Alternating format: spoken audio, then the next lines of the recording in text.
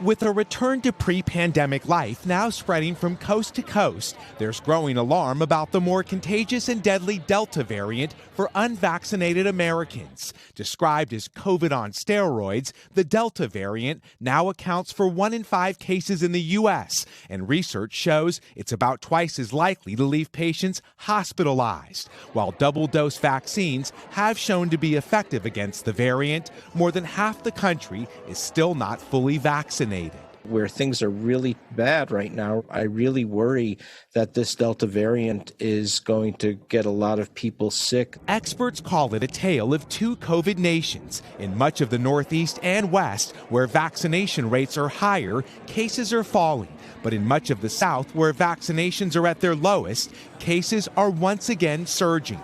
In Missouri, they're up 72%. The Delta variant found in wastewater there, showing its vast community spread. But experts don't believe it's transmittable in that form.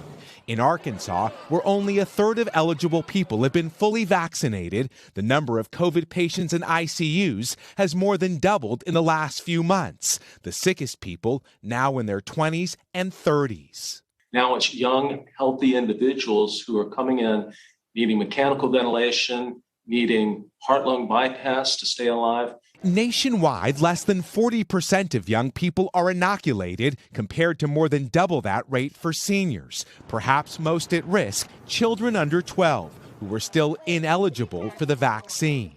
But across the country, there are still stories of hope. In Kentucky, Gary Taylor was in treatment for COVID-19 since September, now crediting his recovery to prayers and medical workers. I feel great going home. Get to see my other 2 grandsons and be able to hold them. Miguel, you mentioned the lagging vaccination rates, particularly among young people. Is anything being done to take on this issue? Well, the White House is stepping up its efforts to reach this age group by creating a COVID-19 student corps and teaming up with social media influencers and Hollywood actors to get the word out. Now, all of this comes as officials are shifting from mass vaccination sites to easier places to find, like McDonald's, which is offering pop-up clinics at 70 restaurants here in California.